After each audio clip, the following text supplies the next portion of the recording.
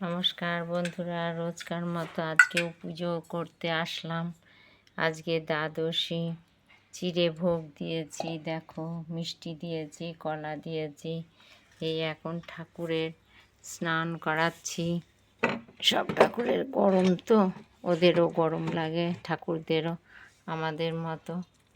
হ্যাঁ, এই সকালবেলা সব কাজ সেরে স্নান করে এখন পুজো দিচ্ছি। তোমরা সবাই উঠেছো কিনা কমেন্টে জানিও। আমার পুজোর ভিডিও ভালো লাগে কিনা তোমাদের জানি না, করি, ভিডিও করতে ভালো লাগে তাই করি। সমস্ত ঠাকুরের এই যে স্নান করাচ্ছি এখন।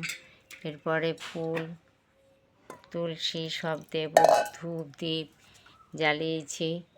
জ্বালানোর পরে এই যে ওঙ্কারনাথ বাবার স্নান করাচ্ছি। উনি আমার গুরুদেব।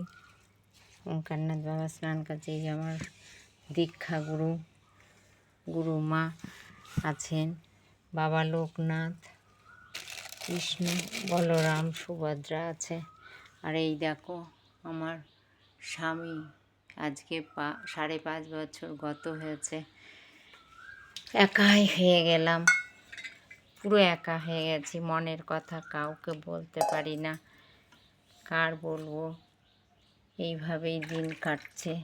পুজো আশ্রার নাতনিকে নিয়ে বেঁচে আছি। আর এই প্রাইভেট পড়াই 2-4টে বাচ্চাকে। এইভাবেই আমি আছি। তোমরা ভালো থেকো, সুস্থ থেকো। অনেক কথা বলে ফেললাম, মনে কিছু করো না। ভালো থেকো, সুস্থ থেকো। কমেন্টে জানিও। আমার ভিডিও ভালো লাগলে তোমরা লাইক করো।